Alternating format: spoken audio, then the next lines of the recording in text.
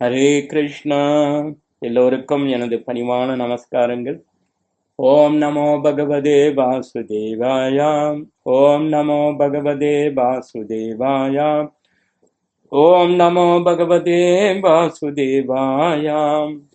ஜெய ஸ்ரீ கிருஷ்ணா சைத்தன்யா பிரபு நித்யானந்தா ஸ்ரீ அத்வைதா கதாதாரா சிவாஷாடி கௌரபக்தவிருந்தா.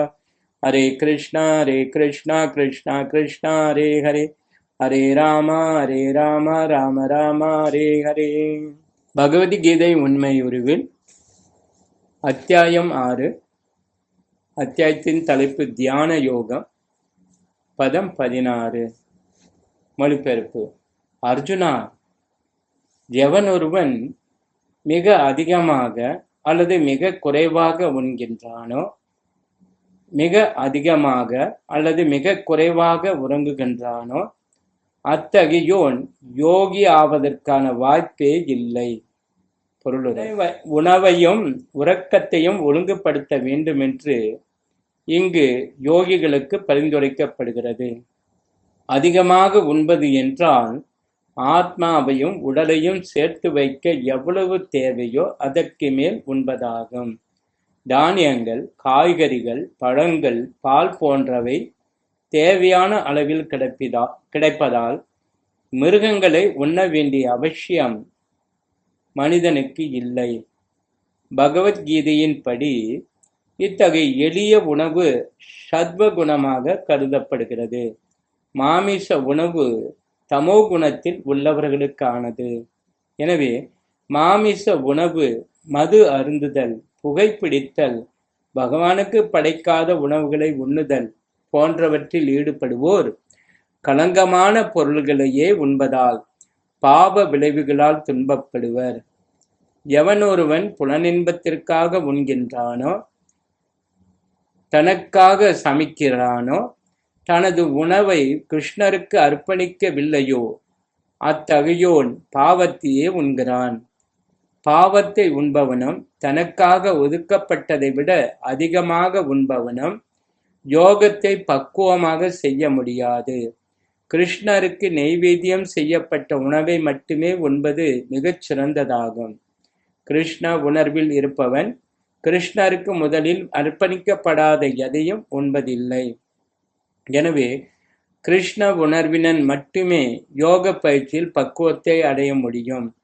தானே சொந்தமாக ஏற்படுத்திய விரதங்களை மேற்கொண்டு செயற்கையான முறையில் உணவை துறப்பவன் யோகியாக முடியாது. கிருஷ்ண உணர்வினன் சாஸ்திரங்களில் பரிந்துரைக்கப்பட்டுள்ள விரதங்களை மேற்கொள்கிறான்.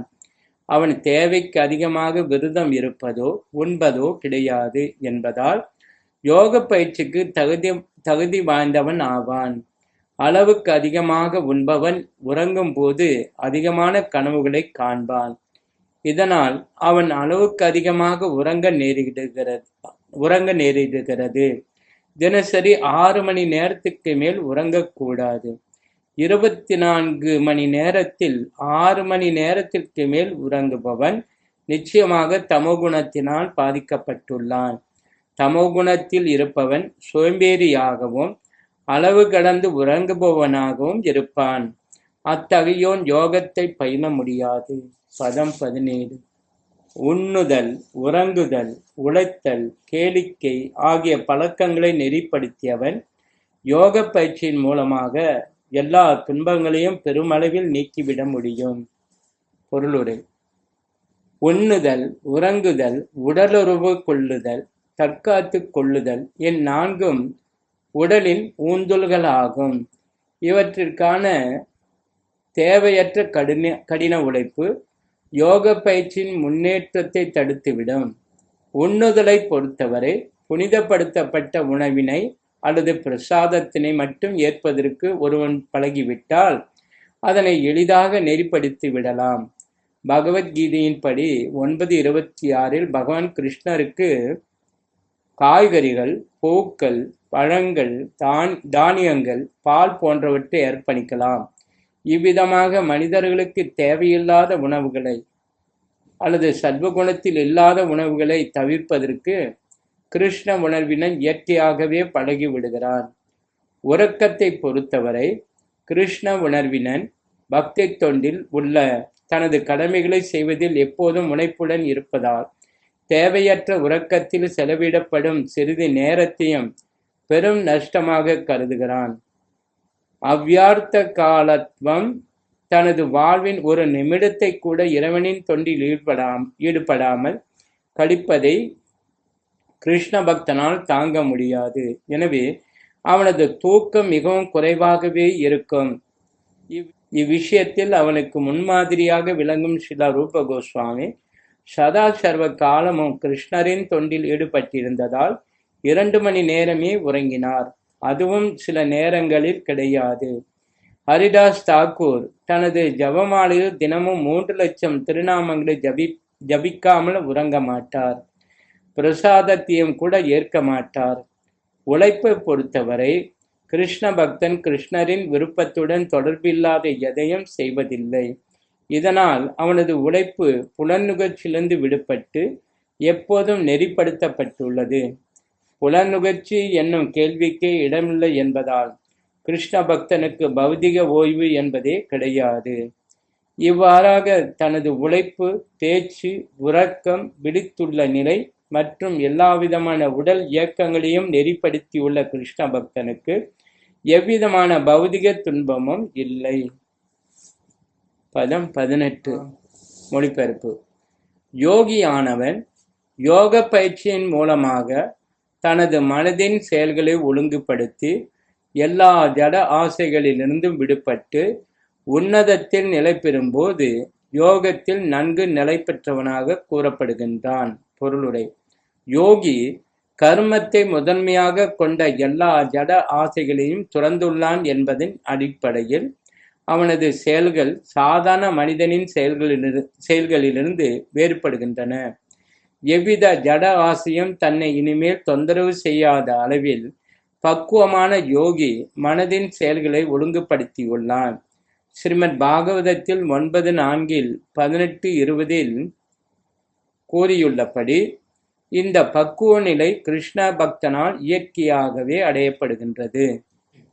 மன்னர் அம்பரீஷர் முதலாவதாக தன் மனதை பகவான் கிருஷ்ணரின் தாமரை திருவடிகளில் ஈடுபடுத்தினார். பின்னர் ஒன்றன் பின் ஒன்றாக தனது வார்த்தைகளை பகவானின் திவ்ய குணங்களை வர்ணிப்பதிலும், தனது கைகளை பகவானின் ஆலயத்தை துடைப்பதிலும், தனது காதுகளை பகவானின் லீலைகளை கேட்பதிலும், தனது கண்களை பகவானின் திவ்ய ரூபத்தை தரிசிப்பதிலும், தனது உடலை பக்தனது உடல்களை தொடுவதிலும், தனது நுகரும் தன்மையினை பகவானுக்கு அர்ப்பணித்த தாமரை மலர்களை நுகர்வதிலும், தனது நாவை பகவானுக்கு அர்ப்பணிக்கப்பட்ட துளசி இலைகளை சுவைப்பதிலும், தனது கால்களை புனித ஸ்தலங்களுக்கு பகவானது கோயில்களுக்கும் செல்வதிலும், தனது தலையை பகவானை வணங்குவதிலும், தனது விருப்பங்களை பகவானது விருப்பத்தை நிறைவேற்றுவதிலும் ஈடுபடுத்தினார். இவ்வெல்லா திவ்யமான செயல்களும் தூய பக்தனுக்கு உரியவை. அருவவாத பாதையை பின்பற்றுவோருக்கு இந்த திவ்யமான நிலையை விளக்குவது கடினமாக இருக்கலாம்.